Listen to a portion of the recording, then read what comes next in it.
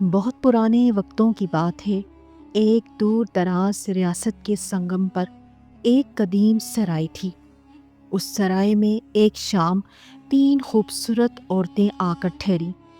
ایک کا تعلق شاہی خاندان سے تھا، جو کہ حالات کی ستم ظریفی کے باعث اپنے محل سے دور تھی۔ دوسری ایک بڑے تاجر کی بیٹی تھی، جو کہ دولت کے داؤ پیچ خوب جانتی تھی۔ اور تیسری ایک معمولی کسان کی بیٹی تھی، جس کا اثاثہ صرف اس کی عقل تھی۔ رات کے اندھیرے میں جب الاؤ روشن ہوا تو باتوں کا سلسلہ چل نکلا۔ شہزادی نے بڑے غرور سے کہا، دنیا میں سب سے طاقتور وہ ہے کہ جس کے پاس حسن اور خاندانی رعب ہو۔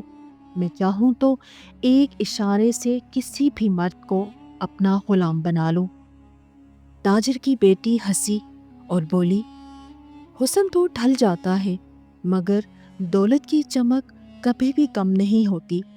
میں نے تو کوڑیوں کے بدلے لوگوں کے ایمان خریدتے دیکھے ہیں۔ جو کسان کی بیٹی تھی خاموشی سے آگ کو دیکھ رہی تھی۔ اس نے مسکرا کر کہا، آپ دونوں کے پاس جو ہے وہ دوسروں کی محتاجی ہے، مگر میرے پاس وہ عقل ہے جو ہونی کو انہونی کر دے۔ اگر یقین نہ آئے تو چلو شہر چلتے ہیں اور دیکھتے ہیں کہ کون اپنی چالاکی سے اس شہر کے سب سے بڑے اور مغرور قاضی کو بے وقوف بناتا ہے۔ اگلے دن وہ تینوں شہر پہنچیں۔ شہر کا قاضی اپنی پارسائی اور سخت مزاجی کے لیے بہت مشہور تھا۔ شہزادی نے پہلا وار کیا۔ اس نے پرانے کپڑے پہنے، مٹی بالوں میں ڈالی اور روتی پیٹتی قاضی کی عدالت میں جا پہنچی۔ قاضی نے پوچھا، اے خاتون، تجھ پر کیا قیامت ٹوٹی؟ شہزادی نے سسکیاں بھرتے ہوئے کہا، حضور، میں ایک غریب پردیسی ہوں۔ شہر کے سب سے بڑے جوہری نے میرا وہ ہیرا ہتھیا لیا ہے جو میری ماں نے مرتے وقت مجھے دیا تھا۔ اس کی قیمت اتنی ہے کہ آپ کا پورا شہر خریدا جا سکے۔ قاضی کو اس کی حالت پر بہت ترس آیا اور ہیرے کی قیمت سن کر اس کے دل میں تھوڑا لالچ بھی جاگا۔ اس نے فوراً جوہری کو بلایا۔ بے گناہ جوہری حیران تھا کہ اس نے تو کبھی اس عورت کو دیکھا بھی نہیں تھا۔ شہزادی نے ایسی داستان سنائی اور ایسی نشانیاں بتائیں کہ قاضی نے بغیر ثبوت کے جوہری کو قید خانے میں ڈال دیا اور حکم دیا کہ جب تک ہیرا نہیں ملتا یہ قید رہے گا۔ شہزادی نے ثابت کر دیا تھا کہ مظلومیت کا لبادہ اوڑھ کر کسی کی بھی عقل پر پردہ ڈالا جا سکتا ہے۔ تاجر کی بیٹی نے دیکھا کہ شہزادی نے جذبات سے کام لیا، اب اسے دولت کا جادو دکھانا تھا۔ وہ ایک قیمتی ریشمی لباس پہن کر قاضی کے گھر پہنچ گئی اور اسے ایک ایسی تجارت کا لالچ دیا جس میں راتوں رات امیر ہونے کا خواب تھا۔ اس نے قاضی سے کہا، جناب، میرے پاس سونے کی ایسی کانوں کا پتہ ہے جن کا نقشہ صرف میرے پاس ہے، مگر مجھے ایک سرکاری مہر کی ضرورت ہے تاکہ میں وہاں سے سونا نکال سکوں۔ بدلے میں آدھا سونا آپ کا ہوگا۔ قاضی صاحب، جو پہلے ہی شہزادی کے ہیرے کے چکر میں اپنی دیانتداری کو کھو چکا تھا، اس سنہری جال میں بری طرح پھنس گیا۔ اس نے بغیر سوچے سمجھے شاہی کاغذات پر دستخط کر دیے، یہ جانے بغیر کہ وہ کاغذات دراصل اس کی اپنی زمینوں کی منتقلی کے تھے۔ لالچ نے ایک منصف کو ایک عام مجرم بنا دیا۔ اب باری تھی کسان کی بیٹی کی۔ اس نے نہ روک کر دکھایا نہ دولت کا لالچ دیا۔ وہ قاضی صاحب کے پاس گئی اور نہایت عاجزی سے بولی، قاضی صاحب، میں نے سنا ہے کہ آپ بہت بڑے عالم ہیں، مجھے بس ایک مسئلہ درپیش ہے۔ میرے باپ نے مرتے وقت وصیت کی تھی کہ اپنی سب سے قیمتی چیز اس کو دے دینا جو سب سے بڑا بے وقوف ہو۔ میں پورے شہر میں گھومی مگر مجھے آپ سے زیادہ اہل کوئی نظر نہیں آیا۔ قاضی صاحب غصے سے آگ بگولا ہو گئے اور کہنے لگے، تیری یہ جرت! میں شہر کا قاضی ہوں، سب سے عقل مند۔ کسان کی بیٹی نے سکون سے کہا، حضور غصہ نہ کریں، ذرا سوچیں، ایک اجنبی عورت کے رونے پر آپ نے برسوں پرانے دیانتدار جوہری کو جیل بھیج دیا۔ کیا یہ دانائی تھی؟ ایک نامعلوم سونے کی کان کے چکر میں آپ نے اپنی زمینوں کے کاغذات پر دستخط کر دیے۔ کیا یہ عقل مندی تھی؟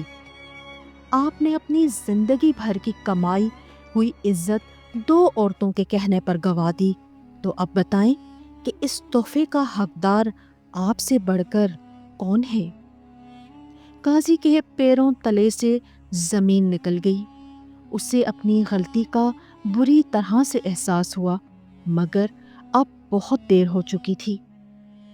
قاضی صاحب کو ایسا محسوس ہوا جیسے کسی نے اسے بلندی سے گہرائی کھائی میں پھینک دیا ہو۔ وہ عدالت کے اس اونچے تخت پر بیٹھا تو تھا، مگر اسے اپنا وجود ایک تنکے کی طرح حقیر لگنے لگا۔ قاضی صاحب نے شرمندہ ہوتے ہوئے لرزتی ہوئی آواز میں کسان کی بیٹی سے پوچھا، تم نے میرے ساتھ ایسا کیوں کیا؟ میں نے آپ لوگوں کا کیا بگاڑا تھا؟ کسان کی بیٹی نے اپنی چادر درست کی اور قاضی کی آنکھوں میں آنکھیں ڈال کر بولی، قاضی صاحب، میں نے تو آپ کا کچھ نہیں بگاڑا، میں نے تو صرف آپ کے سامنے وہ آئینہ رکھا ہے جس میں آپ کو اپنی اصلیت نظر آ سکے۔ آپ اس شہر کے منصف تھے، آپ کی کرسی کا وقار یہ تھا کہ یہاں مظلوم کو انصاف ملتا، مگر آپ نے اس کرسی کو اپنی خواہشات کی بھٹی بنا لیا۔ شہزادی کے جھوٹے آنسوؤں نے آپ کی عقل چھین لی اور تاجر کی بیٹی کے سونے نے آپ کا ایمان خرید لیا۔ اب آپ ہی بتائیں کہ کیا آپ اس کرسی کے لائق ہیں؟ سنتے ساتھ ہی قاضی کا سر شرم سے مزید جھک گیا۔ اسی لمحے مجمع میں سے ایک چیخ ابھری۔ یہ جوہری کی بیٹی تھی جو بھاگتی ہوئی عدالت میں آئی اور قاضی کے قدموں میں گر گئی اور روتے ہوئے کہنے لگی، قاضی صاحب، میرے باپ کی حالت بہت بگڑ گئی ہے، وہ قید خانے کی سختی جھیل نہیں پا رہے، خدا کے لیے انہیں رہا کر دیں۔ وہ ہیرا ہمارے پاس نہیں ہے، ہمارے پاس تو 2 وقت کی روٹی بھی مشکل سے پوری ہوتی ہے۔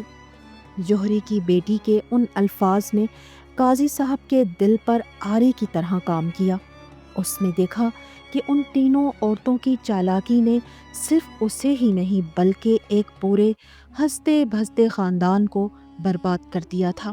ابھی قاضی سنبھلنے کی کوشش کر ہی رہا تھا کہ شہزادی اور تاجر کی بیٹی کے درمیان تلخ کلامی شروع ہو گئی۔ شہزادی، جسے اپنی خوبصورتی اور نسب پر بڑا ناز تھا، تاجر کی بیٹی سے کہنے لگی، دیکھو بھائی، اس قاضی کو میں نے پہلے تڑپایا، اس لیے اس کی جائیداد پر پہلا حق میرا ہے۔ تم نے تو صرف کاغذات پر مہر لگوائی، مگر میں نے تو اس کے دل و دماغ پر قبضہ کر لیا۔ یہ سن کر تاجر کی بیٹی خوب ہنسی اور بولی، بی بی، جذباتی کہانیاں اچھی نہیں ہوتی۔ حقیقت یہ ہے کہ کاغذات پر مہر میری ہے، قانون اب میری مٹھی میں ہے، یہ گھر، یہ زمین، یہ سب اب میرا ہے۔ تم چاہو تو یہاں نوکرانی بن کر رہ سکتی ہو۔ ان دونوں کی لڑائی دیکھ کر قاضی صاحب کو احساس ہوا کہ جن عورتوں کی خاطر اس نے اپنا سب کچھ داؤ پر لگا دیا تھا، وہ آپس میں کتنی بے مروت ہیں۔ وہ دونوں اب قاضی کو ایک فالتو چیز کی طرح سمجھ رہی تھیں۔ کسان کی بیٹی، جو اب تک خاموش تماشائی بنی ہوئی تھی، آگے بڑھی۔ اس نے قاضی صاحب سے کہا، قاضی صاحب، اگر آپ ابھی بھی سچے دل سے توبہ کر لیں اور اپنی غلطی سدھارنے کی ہمت رکھیں تو شاید کچھ بچ سکے۔ قاضی نے بے بسی سے کہا، بیٹی، اب کیا بچا ہے، میں سب کچھ ہار چکا ہوں۔ لڑکی نے مسکرا کر کہا، ابھی آپ کا ضمیر زندہ ہے، ان دونوں عورتوں کو لڑنے دیں۔ آپ فوراً قید خانے کی چابیاں منگوائیں اور جوہری کو فوراً رہا کریں۔ اور رہی بات ان کاغذات کی جن پر آپ نے دستخط کیے ہیں، تو شاید آپ بھول رہے ہیں کہ اس ریاست کا قانون ہے کہ اگر کوئی معاہدہ کسی جھوٹ یا فریب کی بنیاد پر کیا جائے تو وہ کالعدم ہوتا ہے۔ یہ سن کر قاضی کی آنکھوں میں امید کی ایک کرن جاگی۔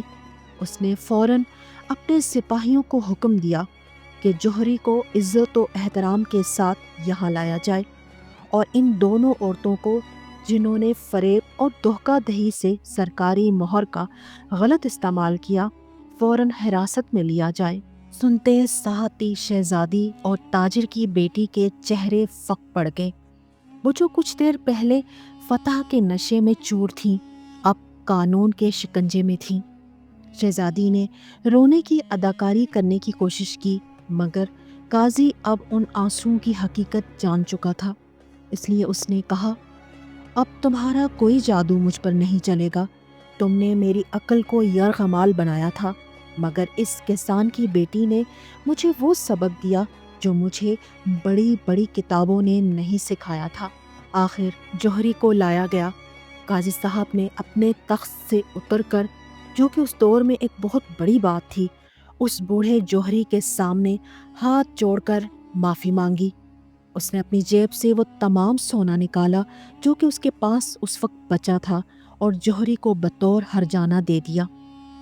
جب سب معاملہ ختم ہو گیا تو قاضی نے کسان کی بیٹی سے پوچھا، بیٹی، تم نے یہ سب کیوں کیا؟ تم بھی تو ان کی طرح کچھ حاصل کر سکتی تھی۔ تم تو ان دونوں سے زیادہ چالاک نکلی۔ کسان کی بیٹی نے سر جھکا کر جواب دیا، حضور، چالاکی اور حکمت میں ایک باریک سا فرق ہوتا ہے۔ چالاکی وہ ہے جو دوسروں کو گرا کر خود کو بلند کرے، اور حکمت وہ ہے جو دوسروں کو گرنے سے بچائے اور خود کو بھی سنبھال کر رکھے۔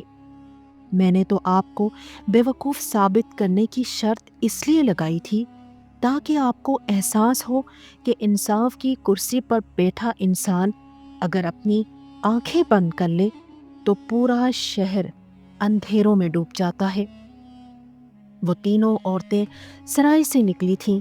شہزادی اور تاجر کی بیٹی اب شہر کی گلیوں میں رسوا ہو رہی تھی، جبکہ کسان کی بیٹی خاموشی سے اپنے گاؤں کی طرف چل پڑی، جہاں اس کا بوڑھا باپ اس کا منتظر تھا۔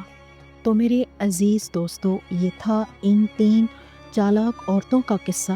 یاد رکھیے، زندگی میں آپ کا سامنا بھی کئی ایسے لوگوں سے ہو سکتا ہے جو آنسو بہا کر آپ کو سچ سے دور کریں، اور کئی ایسے لوگوں سے جو کہ دولت کا لالچ دے کر آپ کو آپ کا ایمان خریدنا چاہیں۔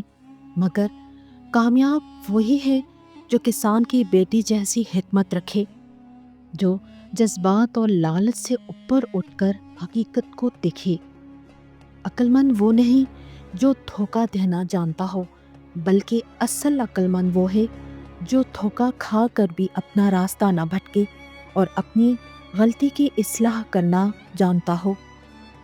اس قصے کا سب سے بڑا سبق یہ ہے کہ جب انسان کے اندر انا، لالچ اور حوث پیدا ہو جائے تو اس کی عقل کام کرنا چھوڑ دیتی ہے۔ وہ تینوں عورتیں اپنے اپنے فن میں چالاک تھیں، لیکن ان کی چالاکی نے ایک ہنستے بھستے گھر اور ایک قاضی کو برباد کر دیا۔ عقل وہ نہیں جو دوسروں کو نیچا دکھانے کے لیے استعمال کی جائے، بلکہ عقل وہ ہے جو انسان کو اپنے نفس کے دھوکے سے بچائے۔ دوسروں کے لیے کھودے گئے گڑھے میں انسان آخرکار خود ہی گرتا ہے۔ دوستو، اگر آپ کو یہ قصہ پسند آیا ہے تو چینل کو لائک، شیئر اور سبسکرائب کرنا بالکل بھی مت بھولیے گا۔ بہت شکریہ۔